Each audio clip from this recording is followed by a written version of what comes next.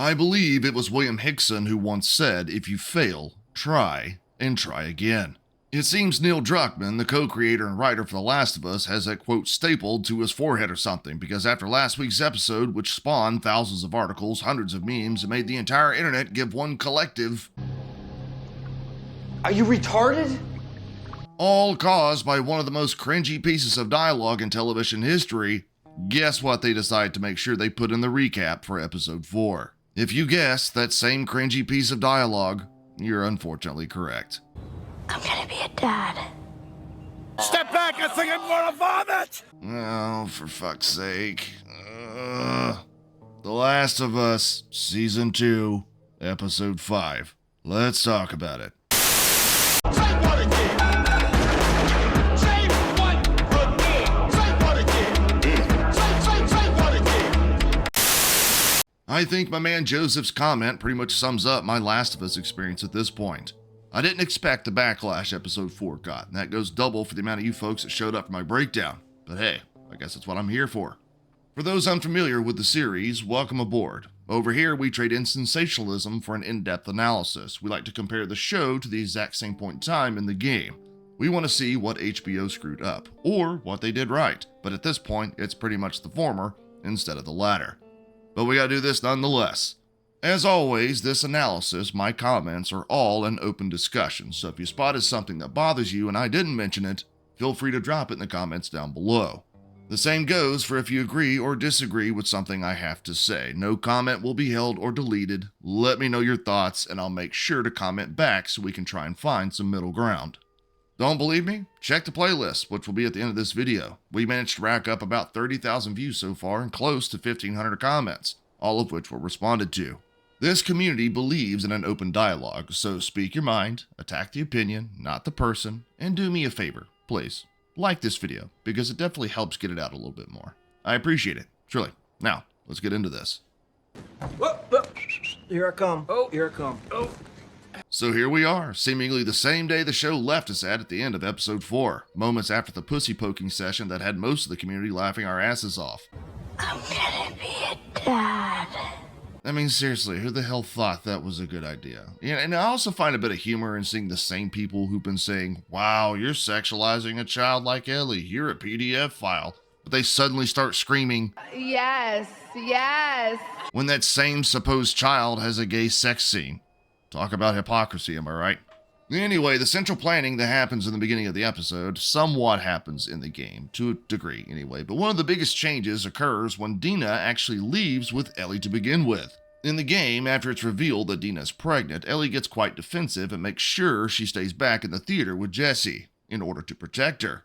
That's changed up a bit in the show, mostly because Jesse doesn't accompany them to begin with, he pops up randomly later, which once again screws with the original tone the game set out to make. I'm gonna be a dad. See, there's always this looming stress in the game. There's anger, there's resentment. It's all being centralized into the core message of getting revenge against Joel's killer. Ellie won't let anyone or anything get in the way of her having her moment of vengeance, but fuck me, that's almost all gone once again in this damn show. Ellie and Dina are seen giggling, cracking jokes about what's happening around them. Of course, they're still talking about baby names as loud as they possibly can, despite seeing fresh dead bodies moments before, and naturally, they share a kiss even though they're surrounded by the children of the spores. It's just off-putting, like the showrunners are trying to produce this friendly, happy romp into Seattle with the sole purpose of making Ellie and Dina's relationship flourish, instead of keeping vengeance as the narrative driver. Yeah, at this point, I'm surprised they're not hand-in-hand, skipping to the Wolf headquarters.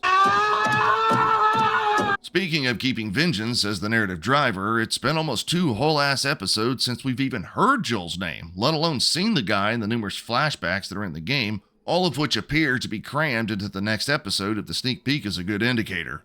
Anyway, we finally get to hear Joel's name again, and he isn't brought up by Ellie. Hell, he isn't even brought up by Tommy. It's Dina that talks about getting revenge for his death, which again is ass backwards considering it should be Ellie that's feeling these things the most. I'm not going to complain much here. Sure, it's ridiculous that Dina is more concerned at this point with it, but the monologue about losing her family was brilliant and gave depth to her character. All the while, Bella Ramsey stood there with the emotional range of a bottle of dish soap with the same vacant, punchable expression on her face as Dina pours her heart out. You know what? I'm gonna throw an idea out here, HBO. And I know you're watching because you've copyright claimed all of my videos and lost because you suck. But if you wanted to pause the show for a bit, do some reshoots, kill Ellie off, and just have Dina lead the show, I don't think any of us would be mad. Give it some thought. I will say that the guitar scene in the theater is pretty on point compared to the game, but the lack of the flashback where Joel plays future days to Ellie for the first time is still notably absent.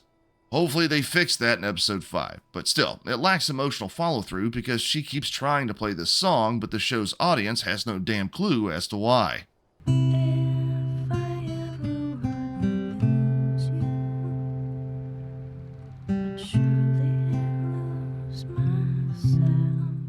The strangest part of this episode comes at the tail end of it, when Ellie is finally able to face off with Nora, one of Abby's crew members that was there when Joel died. Ellie runs into her while trying to evade the scars and Wolf after Dina takes an arrow to the knee. I used to be an adventurer like you, and I took an arrow in the knee. Which, again, doesn't happen in the game because Dina isn't with Ellie during this particular sequence. Anyway, after nearly 2 whole-ass seasons, the showrunners finally decided to right a wrong and introduced the spores from the game in the form of a basement chase scene in the Wolf Hospital. Both Ellie and Nora get there a bit differently in the game. Instead of falling down an elevator shaft, they fall down a hole after Ellie corners her, but that's not the big issue here. What is the big issue is that there's no sense of urgency. See, Ellie knows she's immune to the cordyceps fungus. That's her thing, that's what she does. But when you introduce a never-before-seen element, like spores for example, that invites new questions into the fray. Just like with any other virus or foreign body in real life, just because you're immune to one strain or type doesn't mean you're immune to the current strain. Why the hell do you think we have to get new flu shots every winter, right? What does that have to do with it? No. He's got a point. But there's Ellie waltzing along in the hospital basement, pretty much smoking fungus spores at this point, and she just meanders around? Seriously? She even walks up to a couple of the infected that have grown into the wall and can be visibly seen breathing spores out into the air. And that doesn't concern her? How does she know she's immune to those too? See, in the game, we know she is because she's gone through them before, and that's addressed in multiple conversations. But in the show, none of that has happened because this is the first time we're seeing the spores. So for all Ellie knows, she isn't immune to them. But there's no sense of urgency, there's no dialogue, there's no nothing suggesting that she's concerned about this in the slightest. She just waltzes on in, walking slower than old people fuck, horrified at everything she's seeing, all under the assumption that she's immune to this form of the fungus. It just comes off cheap and contrived. Sure, we know she's immune, especially those of us who have played the game, but the fact that they just glance over all this real-world biology and pathology is a testament to just how lazy the writing is with the show. Before I pass out into the alcohol-induced coma the show has put me into, I will say that when Ellie finally catches up to Nora, who's struggling to breathe because she's not magically and unexplainably immune to the spores, we finally get to see some of that anger and resentment I was talking about earlier. For what it's worth, Ramsey pulled it off pretty well. I've never had an issue with her being able to pull off the angry, dickholish Ellie. It's the other half that I'm worried about. But, you know, that is what it is. We're stuck with her until the end of season 3. Breathing spores.